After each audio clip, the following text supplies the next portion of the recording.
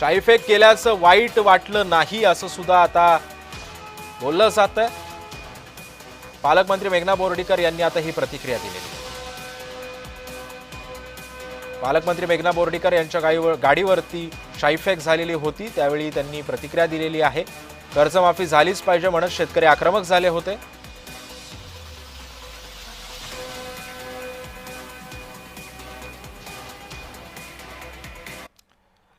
पालकमंत्री मेघना बोर्डीकरांच्या गाडीवर शाईफेक झाली, कर्जमाफी झालीच पाहिजे असं म्हणत शेतकरी आक्रमक झाले। कॉम्रेड योगेश फड यांना आता पोलिसांनी ताब्यात घेतलेलं आहे। शाईफेक केल्याचं वाईट वाटलं नाही, पालकमंत्री मेघना बोर्डीकरांनी आता या संदर्भामध्ये प्रतिक्रिया दिलेली आहे।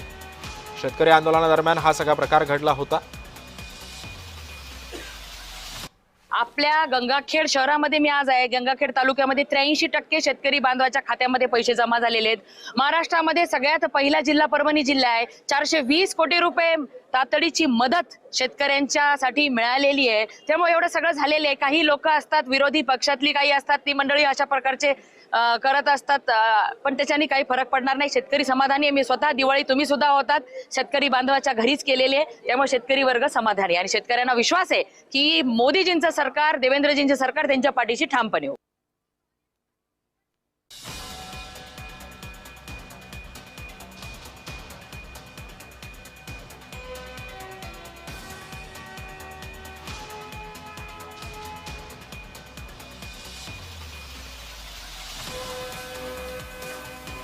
पालकमंत्री मेघना बोर्डीकरांच्या गाडीवरती शाईफेक करण्यात आलेली होती। या संतप्त शेतकऱ्यांच्या भावना त्यांनी जाणून घेतल्या।